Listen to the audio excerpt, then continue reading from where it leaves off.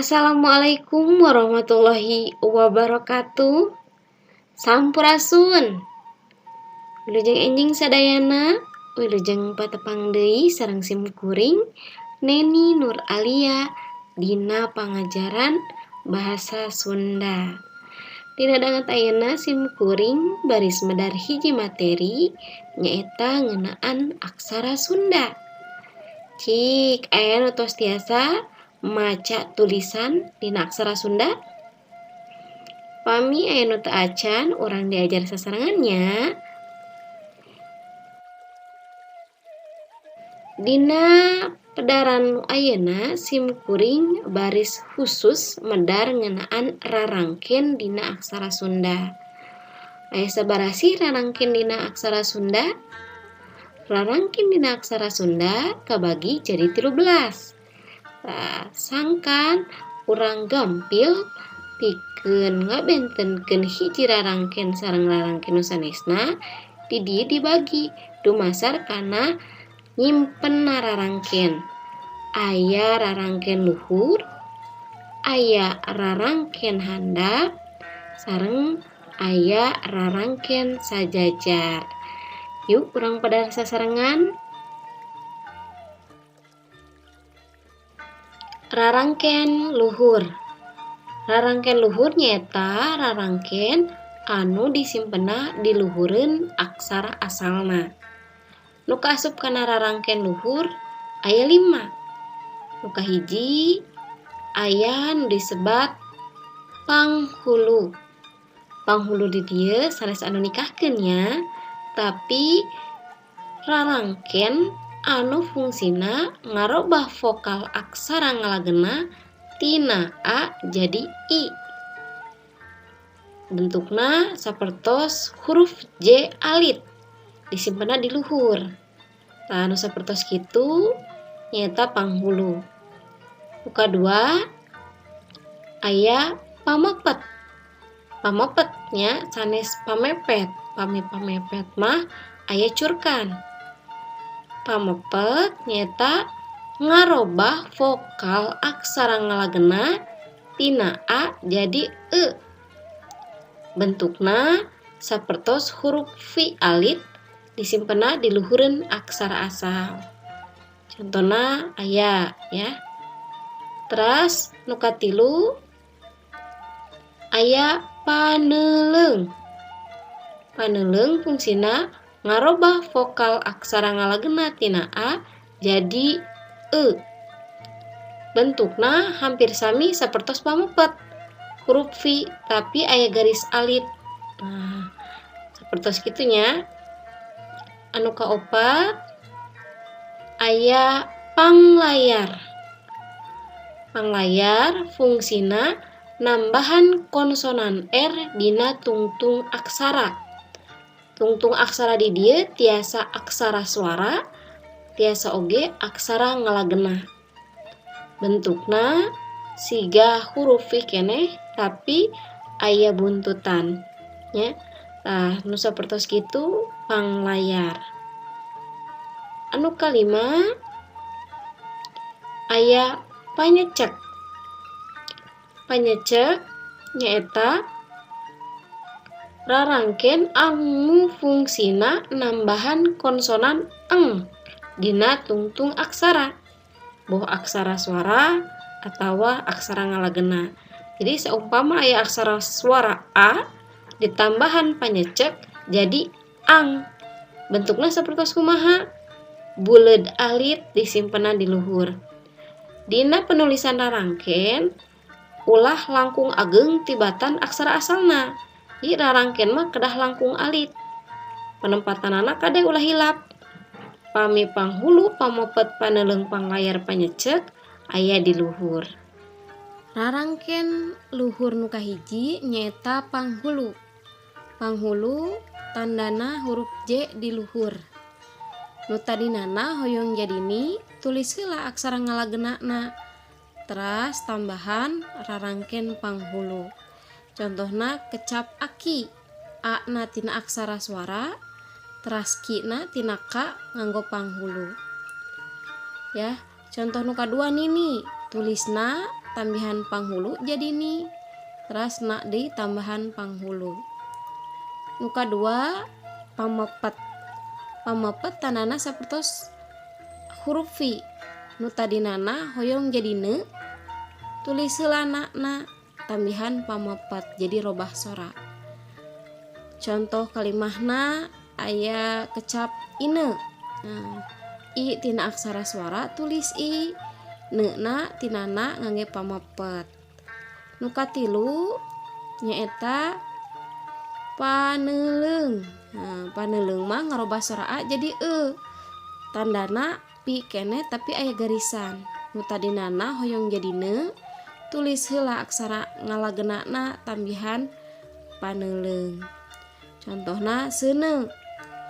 Jadi seuneu tina sa heula tambihan paneuleung, teras neuna tinana tambihan paneuleung. Jadi dibaca seuneu. Nu kaopat nyaeta panglayar. Panglayar fungsina nambahan sora R, tandana sapertos huruf N dek nya. Nu tadinana hoyong jadi nar, tambihan panglayar. Contohna kecap cakar. Cakar tina ca sareng ka. Ca heula, ka heula, tambihan we panglayar. Jadi nu tadina ka jadi kar. Nu kalima aya panyecek. Tandana buleud di luhur. Fungsina nambahan sora eng. Jadi nu tadinana hoyong jadi nang, tulis aksara ngalageunana, teras tambihan eng. Panyecek. Nah, teras contohna kakang.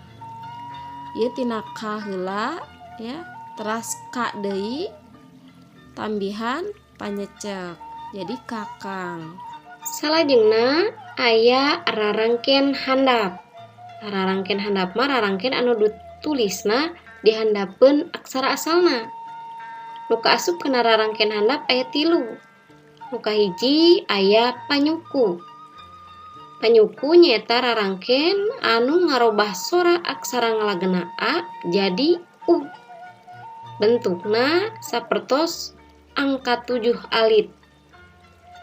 Teras nu kadua aya panyakra. Panyakra fungsina nyaeta nyalusupkeun sora R kana sora asalna. Atawa nyelipkeun lah nya sora R.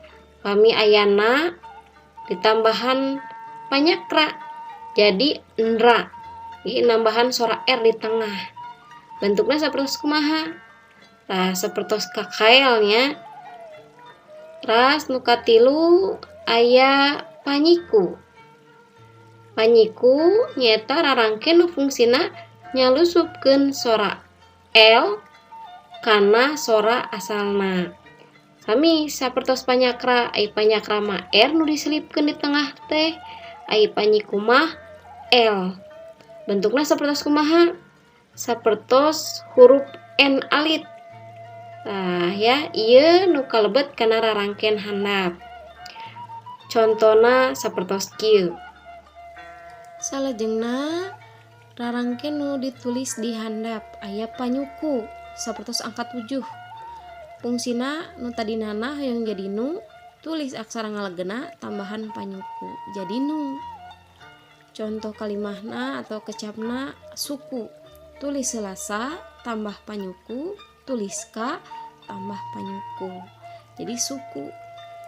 Terus anu kadua aya panyakra. Nah, panyakra mah nambahan sora R di tengah, tandana di handap. Nu tadinana lamun ditambahan panyakra jadi ndra. Jadi aya R di tengah. Eta panyakra. Contoh kecapna kecap agra. Ieu a sareng gra. A tina aksara suara, grana tina ga heula. Teras tambihan panyakra. Jadi nu tadina ga jadi gra. Nu katilu aya panyiku. Panyiku tandana N leutik nya. Nu tadinana nambahan L di tengah jadi nla. Tulis aksara asalna tambihan panyiku. contohna kecap klana tina ka heula nya simpan ka tambihan panyiku jadi kla tambihan na. Rarangken sajajar. Rarangken sajajar nyaeta rarangken anu disimpena sajajar sareng aksara asalna. Sok sanaos sajajar aya rarangken anu disimpena di payunan aksara asalna, aya oge nu dipengker. Naon wae nu kalebet kana rarangken sajajar? Nu kahiji aya paneleng. Paneleng nyaeta fungsina ngarobah vokal aksara ngalagena tina A jadi E. Jadi nu asal nana jadi ne. Bentukna sapertos kumaha? Sapertos huruf Z alit. Aya garisan. Disimpena di payunan aksara asalna. Sapertos kitunya. Terus nu kadua aya panolong. Panolong ngarobah vokal aksara ngalagena tina A jadi O. Nah, bentukna ieu meh hampir sami sareng paneleng. Bentena paneleng mah di payun disimpena, ai panolong mah dipengker. Garisna we benten, paneleng mah garisna kapengker, ai panolong mah kapayun. Ya, jadi sok sanaos sami tapi benten penyimpenanana. Terus nu katilu aya pamingkal. Pamingkal nyulusupkeun sora ye kana sora asalna. Jadi ieu mah nyempletkeun nya, nyimpen di tengah-tengah huruf ye. Contohna penulisanana sapertos kitu nya. Jadi saumpama aya aksara asalna sa misalna, hoyong jadi sya, aya ye di tengahan. Tah kantun ditambihan ku rarangken pamingkal. Anu kaopat aya pangwisad. Pangwisad fungsina nambahan sora ha kana sora asalna. Jadi ieu mah nambahan sora ha dina tungtung sora asalna. Saumpama aya aksara ngalagena ka, tah ditambahan pangwisad jadi kah nya. Kumaha bentukna? Bentukna garis 2 disimpena di pengkeren aksara asalna. Terus gitu tahnya. Terus anu pamungkas aya pamae. Pamae fungsina ngaleungitkeun sora A dina aksara ngalagena. Bentukna sapertos angka 3 nya. Pamae mah jadi kan dina ngalagena sadayana aya sora A-an. Tah hoyong sora A na leungit teh kantun ditambahan rarangken siga angka 3 dipengkeren aksara asalna. Kadenya bade rarangken luhur handap sajajar, penulisan rarangken teu kenging langkung ageng ti aksara asalna. Rarangken sajajar nu kahiji aya paneleng. Paneleng tandana sapertos huruf Z aya garisan, disimpena di payunan aksara asalna. Contoh nu tadinana hoyong jadi ne. Berarti tambahan paneleng. Nu tadinana jadi ne. Contoh kecapna taraje. Ta heula ra teras ja tapi kan jadi j tambahan paneleng. Gitu ya gampilnya. Terus nu kadua aya panolong. Nah, panolong mah disimpena di pengkeren aksara asalna. Hampir sami sapertos paneleng. Nu tadinana jadi no. Tah. Kana contohna aya kecap boboko. Simpen heula ba. Dirobah jadi bo tambahan panolong. Ba deui tambahan panolong jadi bo. Teras ka tambah panolong. Nu katilu aya pangwisad. Pangwisad mah tandana garis 2 ditungtung kecap asalna. Tadinana jadi nah, nambahan sora ha ya, jadi seumpama hidup aya kecap sawah. Tulis heula sa teras wa. Ikan jadi sawah tambahan pangwisad jadi sawah. Wakna da aya haan pangwisad teh. Terus nu kaopat aya pamingkal. Pamingkal tandana sapertos huruf naonnya ieu teh. Nu tadi nama jadi mia nyelipkeun kecap ye aksara ye. Ini tadi nama tambahan pamingkal jadi mia. Ieu teu berlaku di nana kulantaran nya mah aya aksara ngalageunana. Contoh Diana.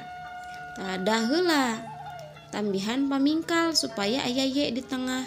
Nu tadi nana da jadi dia. Seperti kitunya. Nu pamungkas aya pamaeh. Pamaeh mah ngaleungitkeun sora a dina aksara ngalageuna. Dina pamaeh ngalageuna ra teu tiasa ngangge pamaeh kulantaran aya rarangken panglayar nya. Di dieu na tah ngangge pamaeh jadi ngan en nungkul. Aya kecap sasak berarti sa simpen sa deui. Tah ka teh da teu aya rarangken nu nambahan ka jadi ka pake pamaeh. Jadi sasak. Gampil ya. Kumaha tiasa dipikahartos? Mung sakitu anu tiasa kusim kuring didugikeun ngeunaan materi rarangken aksara Sunda. Hatur nuhun kana perhatosanana. Mugia naon anu kusim kuring didugikeun tiasa masihan manfaat kanggo urang sadayana. Wabillahi taufik wal hidayah. Wassalamualaikum warahmatullahi wabarakatuh. Sampurasun.